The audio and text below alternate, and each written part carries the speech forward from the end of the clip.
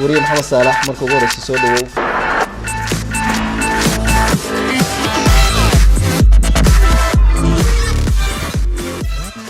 السلام عليكم ورحمة الله وبركاته. داود ku soo dhawaada wareysi gaar ah oo aan la yeelanayno wariye Maxamed Saalax oo ka tirsan wariyaasha Puntland. dhawaana majalada Somali Magazine waxay soo dhajisay boqolka qof ee ugu saameynta badan sanadkii tagay ee 2021 Soomaaliya. Maxamed Saalaxna wuxuu kamid ahaa 10 wariye ee ku jiray boqolkaasi qof ay soo dhajisay majalada Somali Magazine. wariye Maxamed Saalax marka ugu horeysa soo dhawow ku soo dhawow telefishinka Sahal Cable TV. bal marka hore horta Maxamed Saalax waa kuma Bashir waa mahadsan tahay waa ku faraxsanahay waana ku dhawahay telefishinka Sahal Cable waana ku faraxsanahay markii ugu horeysay telefishinka xaruntiisa dhexe ee Boosaaso imaado oo ay soo baqdo runtii Maxamed Saalax de sida sheegtay waa wariye Soomaaliyeed fadhigiisuna yahay magaalada Garowe. hadda waxaan ahay wariye madax banaan waxaana ku qoraa baraha bulshada iyo sidoo kale idaacadda arrimaha bini'aadanimada ee Radio Ergo. waxaad kamid noqotay boqolka qof ee Soomaaliya ugu saameynta badnaa ee soo dhajisay majalada Somali Magazine gaar ahaan 10 wariye Puntland markaas eegnona adiga kaliya kaga jirta maxaad isleedahay oo kugu suurtagelisay marka hore Bashirow majaladan ama Somali Magazine sida ay sheegeen madaxdeedu waa sanadkii saddexaad oo ay barnaamijkan soo bandhigaan dadka Soomaalida ugu saameynta badan. dabcan 2 sano kale hore baa jiray oo sidaas oo kale sida aad adna hordhici ku sheegtay waa 10 min 10 siyaasiyiin 10 dadka la dhaho activist 10 guriye 10 dadka mujaajilada iyo sameeya ama hal abuur kale YouTube ama meel kala duwan. sidoo kale waxa ku jira caafimaadka iyo waxbarashada dadka ka shaqeeya hal doorka ah. marka sida ay sheegan waa sanadkii saddexaad dadkana waxa lagu xushaa website-kooda ayay soo bandhiga soo galiyaan shaacinta muddo 2 bilood hadda loo codeynayay 1 milyan dadkana ana codeysay. qof kasta inta uu codeysay waxa yaaba qaarkood 1 milyan beenay dhowr inay qof codeeyeen. marka sanadka saddexaad ay ahayd dadkaasna website-ka ku soo bandhigaan website-ka loogu codeeyaa. aniguna dabcan waxaan ku ogaaday dad kamid ah asxaabta ku xiran baraha bulshada kala duwan ayaa ii soo sheegay waa ku codeynay halkaas laga codeynaya ku codeynay soo eeg. marka kadib ayaa dhowr qof oo kala duwan dad kala duwan oo badan marka arkay baa anigana linkiga aan u sii bandhigay asxaabtayda kadibna dad kala duwan oo kale ayaa sidaas iigu codeeyay. dabcan de qofku markuu codeynayo wuxuu kugu codeynayo iyo waxa wariyaal Soomaaliyeed oo badan oo kala duwan in ka badan hadayna ka badnayn 100 ayaa asaas oo kala qayb galaysay. marka waxaan isleeyahay waxaan ku soo baxay dadweynaha Soomaaliyeed ee gobolada kala duwan iyo xataa daafaha dunida jooga codkoodii ayaa ku soo baxay. sidoo kale barnaamijka waxa ku sii jirta aan kugu darbashiro ah qofka Soomaaliya ugu saameynta badan wuxuu noqday madaxweynaha Hirshabelle Ali Goodlawe oo madaxda Soomaalidu qayb ay ka yihiin haday noqoto madaxweynaha jamhuuriyadda madaxweynaha dowlad goboleedyada madaxweynaha Djibouti madaxweynaha deegaanka Soomaalida. dabcan marka madaxda qayb ay ka yihiin qofka ugu saameynta badanna siyaasaddu markasta ayna saameyn bay leedahay. shacabka adiga aad linkiga u dirtay ku codeeyay baa dhaliyay markii hore dad kala duwan oo markii la shaaciyay la yiri boqolka qof u coday category lahaayeen qaybo siyaasiyiinta taasas dadku iyaga codeynay. marka aan dad kala duwan ay la soo xiriiray waa ku codeynay Maxamedow yaa dadkaaga adna la sii wadaa ka ku codeeyeen. aniga markii u dambeysaan baa ogaaday malaha intaan la shaacin 15 cisho ka hor oo kale aan anu linkiga soo dhigay laakiin waxa jirtay inta ka hor dad ka badan oo u sii codeeyay. marka waxaan isleeyahay dadka Soomaaliyeed codkooda ayaan ku soo baxay. waa tahay hadda marka Puntland deegaanada marka la joogo waxaa qofka ugu badan oo dadku ay daawadaan ama wararkiisa la socdaan bogag baa ku leedahay baraha bulshada aad wax ku qortid. goorma bilowday barnaamijkan inaad wax ku qortid social media Bashir aad ma tahay social media dabcan hadda waxaan ognahay in aad hadda loo soo wada isticmaalay laakiin waagii hore aniga qiyaastii 2016 bilowgiisii ayaan bilaabay inaan baraha bulshada wax ku qoro. markaasi waxaan ku qori jiray ardayna waa ahaa marka waxaan ku qori jiray maalinta Jimcaha kale maqaalo warbaahinta aniga waxaan ka soo galay dhanka website-dada marka saa darteed badanaa qoraalkan jeclaa marka maqaalaa iska qorqori jiray sheekooyin qori jiray wararka inaan qoro oo social media inta war lagu qoro ay dadku aaminaan dhawaan bay ahayd oo dadku idaacada Facebook wax lagu qoro beenaba loo yaqaan laga soo bilaabo 2018 dabayaaqadeedii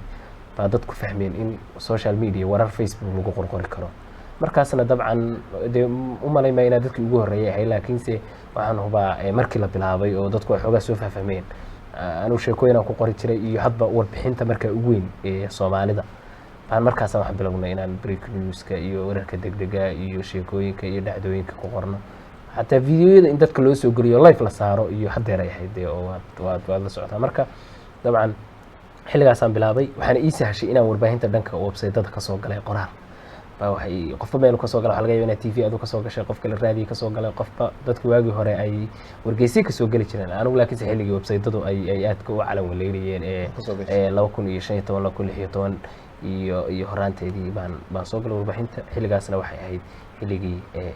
ay website-dadu sida fiican loo akhrisanayay markaasi taas waxay ii sahashay inaan dhanka social media u badnaado bacdama halkii TV-ga iyo raadiyaha iyaga laftooda aan soo maray oo ka soo shaqeeyay laakiin aan dhankaas u badnaa waa tahay hadda wax badan aan qorqortaa inkastoo wareysigan uu yahay wax iska kooban shakhsi saameyn leh noqotay 100 qof ku jirtay ma rabno inaan taariikh hore iyo waxaas timaan ugu laabano wax badan hadii la wareysigu wax badan laga hadlo dheeraanaya waxaan rabaa marka qodobo gaar ah inaan dul istaagno waxaan rabaa arinta ah qoraalka social media markasta update baa tahay oo wixii soo dhaca waa soo gelisa goorma sax qortaa والله dad badan ay weydiiyay shiro su'aashaasi goorma saacada goorma soo kacda runtii xilliga caadiga oo dadku seexdaan habeen ba saacada la seexdaa habeen waxa laga yaabaa iyo xilliyada qaar ay warar jiraan dadku wararku waxay iska midaan in si sahal ah lagu helo laakiinse wararku way dhibadeen runtii hubin bay u baahan tahay marka warar qof ku soo sheego ama aad social media laftiisa ku aragtid warkii waa inaad hubisid qof siyaasi markuu ama marka laga yimaado hadda waxay iska fududaatay in dowladda federaalka iyagu isticmaalaan barahooda saxda ah ee internetka marka iyagu oo kale way fududahay laakiinse wararka tusaale markii meel lagaaga sheego arrin waxa dhacda ka dhacday dagaal baa ka jira halkaasi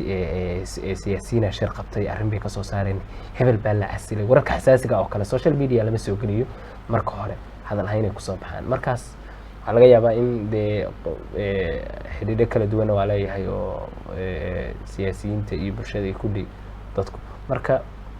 waa baaraysaa marka intaa hubinaysid wararka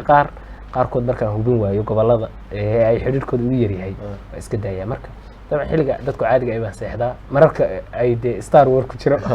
luqad hadda la isticmaalo marka dadku dhan ba iska soo jeeda waa ambanaysa hadii ay saacad markaas oo kale inaan ambado waa iska ilaaliyo laakiin xilliyada kale sida caadiga oo dadku u seexdaan baan u seexdaa runtiina inta dad kala duwan way jiraan oo assistance ahaan iyo shaqeeya laakiinse inta ugu badan maxamed saalax maadaama meesha ku qoran tahay aniga mas'uuliyad iyo qoraalkeeda qaado iskada wararka aad qorayso falcelin maxaa kaaga yimaada wallahi way kala duwan tahay qaar baa dadka kule waa saxan tahay qaar ay la soo xiriireen siyaabo kala duwan inta badan qaar ku maagaya qaarba wax laakiinse inta badan dadku waxay ku tusayaan inay ku kalsoon yihiin aniga waxa i dhiirigelisa oo markastaba inaan sii wado waxaan igu dhiirigelisa dadka aan la kulmo oo markasta aragto asxaabta waxay ugu dhahdaan war markaan maqalno meeshaada boggaagaan galnaa maxamed saalax haddii aanu ku jirin waxaan u qaadanaa inuu been yahay haddii aan ku aragno waxaan u qaadanaa inuu yahay marka qodobkaas runtii aad u ii dhiirigeliya muhiimna maaha inaad warka la soo horreysid ama warka inaad la soo degtid laakiin waxaa muhiima inaad wax sugan oo sheegtid baa muhiima taasaana anigana aan ku dadaala wariyaasha Soomaaliyeedna aan kula talinayaa dabcan digitalku uu leeyahay uu soo horumaraya wax badan muhiim maaha in dadku dhan isu wada egekaadaan waa in maskaxda la ka fakeraa waxyaabo cusub la keenaa la baaraa qofba uu isku dayaa in uu xagal uu wax ka meeysi karo uu helo laakiin waxa muhiima in markasta wixii hubanti ah saxan run ah dadka Soomaaliyeed aan kala dilayn caadifad ahayn qabiil ahayn in lagu dadaalo baan markastana aan abuurinay dhowr jeer baa laga yeelay si ay dhida garowe marka maxaa lagu weydiiyey runtii horta weli layma xidhin haddii wariyaashu xadhigga waxyaabaha barnaamij ka mid yihiin inkastoo dee puntland hadda sanadihii dambe xadhigga dabcan ururka maab iyo wada shaqayntooda iyo dowladdu fahankii xoogaa wax badan uu siyaaday haddana dhowr jeer kala duwanaa la yeedhay waa run dee dhowrkii jeerna waxaan u sheegay waxaan anu aan qorayo in wax aan cid ku weeraraya jirin isla CID ama dowladda lafteedii oo laga yaabo accessku inuu adag yahay haddii aan warka qorayo kuma colaadiyo sababtoo ah dee haddii aan ku argoosto wixii waxay noqonaysaa wax sii shaqaynaya maa sharcina maa marka dhowr jeer oo kala duwan waa la yeeray waxaa wax layga weydiiyey warar aan qoray markii aan sharaxayna dabcan way ku qanceen runtii laakiinse waxaa hubanti ah accesska ama helista xogtu sida aan ognahay Bashiirow sanadihii u dambeeyay guud ahaan Soomaalida aad ay u yarayd waa ognahay dowladdii iyo hay'adihii kala duwanaa barahooda bulshada isticmaalayaan halkii ay shir jaraad qaban jireen wariyaasha su'aalo u ogolaan jireen waraysiyo bixin jireen wixii oo dhan ma jirto marka caqabadaas way jirtaa oo aad u adag tahay dadkayga waliba baraha bulshada kusii jirana waxaa laga yaabaa television iyo radio markii meeshii la tago in loo soo hogto laakiin social media weli madaxdu iyo in ay waraysiyo ay xota bixiyaan iyo inay xoogde ay access u siiyaan weli waa caqabad jirta yeeritaankaagii CID-da shaqada wax ma iska bedeleen qoraalkaaga maya waxba iskama bedelin aniga waxaan hubaa dee inaana cidna dembi ka gelin warkuna qofna uu ka farxinaya qofna uu ka naxinaya laakiin anu waxaan qoraya waxa weeye dhacdo waxaana ka jawaabaya un dee 5 su'aal sameeyay maxaa dhacaysay u dhaceen xilliba dhaceen iyo sababtay inta un baa ka jawaabaya marka anigana cidna duulaan kuma yihiin cidna kama soo horjeedo dowladnimada ogolahay u hoggaansamay ku hoos noolahay dadka un baa wargeliya dadka warkayga akhrista waxaa ka mid ah dowladda iyo madaxda waxaa ka mid ah shacabka oo xaaladooda ogaada shacabkan iyana dowladda soo gaarsiiya marka waxaan qabaa inaan shaqo muhiim hayo sidaa ogtahayna warbaahintu dee waa awoodda afraad marka dowladnimada la sheegayo ee fulinta iyo garsoorka iyo sharci dejinta laga yeedo marka waxaan isleeyahay dee cidna kagama argoosanayn iyadoo la yeerayo baan misna wixii runta ahaa qoray runtuna iyadaa waxay tahay badbaadi wixii la qoraya ama haddii meel wax ka dhacaan dad baa jooga halkaasi shacab ah ama wariyaal ama aan warbaahin ku jirin wixii way iska qorayaan social media hadda lagu wada jiraa dadka dhan waxay wada noqdeen wariyaal marka bal si guud sidee la isu waafajin karaa waa is leedahay warbaahinta caadiga ahayd in wixii xaqiiq noqdaan in warbaahinta biso markii shacabkii laga yimaado runtii Bashiirow caqabad horta aad weyn jirta waxay tahay sida aad sheegtay dadku oo dhan baa wada wariyaal siiba marka ay dhacdo weyn dhacaan waxa xasuusataa hadda xiisadii Boosaaso dadka dhan baa ka wada warramayay oo warka tabinayay qaar shacab ah haday doonaan live soo galay dee adigu wariye ahayd ma iskaba kuma dhex darsan kartid waxaa la rabaa inaad dadkii wax adigu warbaahin baa tahay ama maxaa saar lagu dhaha ama sahalkii la dhaha ama hebelow radio extra radio ama w radio marka waxaa la rabaa waxaan isleeyahay dadku way kala yaqaaneen dadku qofka wariyaha ah iyo qofka shacabka way kala yaqaaneen dadku ma wada aha dadku caamo dadku qaar waxa ku jira ina ka cilmi badan qaar waxa ku jira waxaan intay wariyaal soo mareen halka ka daawanay marka isleeyahay wariyaasha horta waxa looga baahan yahay inayna iyagu sidii dadka u dhaqmin oo wixii hubantile xogtii dhamayska tiran la isku halayn karo ay dadka u gudbiyaan markaas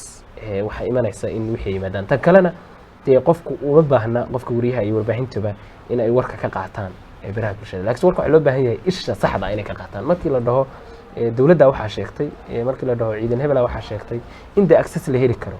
idii kalena cid hubantay ah oo koob jooga oo la isku halayn karo laga hubiyo dabcan dee qof shacab oo ay taqaanid markuu wixii soo dhigo xataa inay isaga bixi karto dhici kartay halkan maxaa ka jira waa tahay qoraaladaada waxaa inta haddaan kaga nimaadno dhowr sana kusoo jirtay warbaahinta hadda si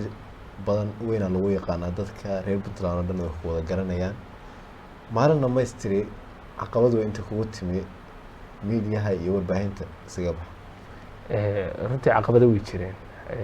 ha marar badan marka access weydid information kugu adkaato iyadoo xog weyn war weyn u taagan yahay aad hubin karo weydid oo telefoonkii uu ka qaban waayo qofkii aad ka rabtay ama cidii hay'adii wixii kaaga xirmaan way ku soo taaysan laakiin sidee marna isma oran karo waayo waxay dhiirigeliyeen wataan markii hore ku sheego wuxuu ahaa dadkii baa waxay ku leeyihiin warka saxda aan kusoo doonanaa maxamedow marka taas waxay igu riixaysaa waxaas laakiinse way jirtaa Soomaaliya ku noolnahay oo mar kasta liiska xagga ugu hooseeya ka jira rafaad badanaa jira wax badanaa jira dadku sidii la rabay duruufo kala duwan ku shaqeeyaan waxaas oo dhan laakiinse waxaan isleeyahay dadka Soomaaliyeed xog bay ka sugayaan innagana waxaan jeclaanay oo professional noqonay hadii kala dukaama iska furanay marka in lagu sii dadaalo oo qofka wariyaha uu isna dadkii aad warka ka qortay ama ka tabisay ama warkaaga aan jeclaysan laamiga marayso hala kulan wallahi waa runta warka qaarna ku farxan qaarna ma jeclaystaan laakiinse qaarkood way soo wacaan markaan wax ka qoro waxaas maxamed amayna saa ahayn amay waxaan ku dhahay anigu waxaan sheegay dhacdo ma jirto miyaad leedahay hadaa beeninaysid haddaan markale ku celina waxaan leeyahay hebel wixii beeniyay marka dabcan way isaga qancaan dadkuna way fahmayaan inay warbaahin tahay waxayna kugu rumaysanayaan marka aadan personal u maagayn oo war wixii yahay way ku khasbayeen hebel uu iscasilay hebel baa soo eedeeyay waxa aadiya laakiin adiga laga rabaa inaa wixii anshaxii iyo asluubtii marisid waxa aan kaga duwanaanayno dadkan meelahan kala duwan ka hadlayana waa anshax oo ugu muhiimsan qofkan isagoo wixii aan dhaqin oo sidiisii soo deynaya laakiin inaga waxa weey muhiim ah wixii oo tafaftiran wata ugu dambeyntii talada wariyaasha Puntland iyo Soomaaliya bashir waa mahadsan tahay qofka ama hadalka ugu dambeeya oo wariyaasha Soomaaliyeed aan la wadaagayo iyo saaxiibada kale ee Puntland waxa weeye dadku way u baahan yihiin xog markasta war la helaa tala la helaa way u baahan yihiin laakiin si waxa u baahan waxa weeye inaan dadka baahiyooda ka warano inaan dadka waxa taabanaya ka warano bacdama madaxda iyo siyaasiyiinta aan kaamirada daba sidalahayn in aan ku dadaalno hooyada caanaha gadanaysa hooyada hilibka jarjaraysa waxay u baahan tahay iyada inaan soo wareysano oo iyada gaarsiino waayo qofka madaxda ama madaxweynuhu uu haystaa TV-giisu haystaa warbaahintiisu haystaa meesha live ka soo galaya every minute kasta boqolaal qof daawanaysa laakiin hooyada ma haysato wax ka soo warramo waxa laga yaabaa in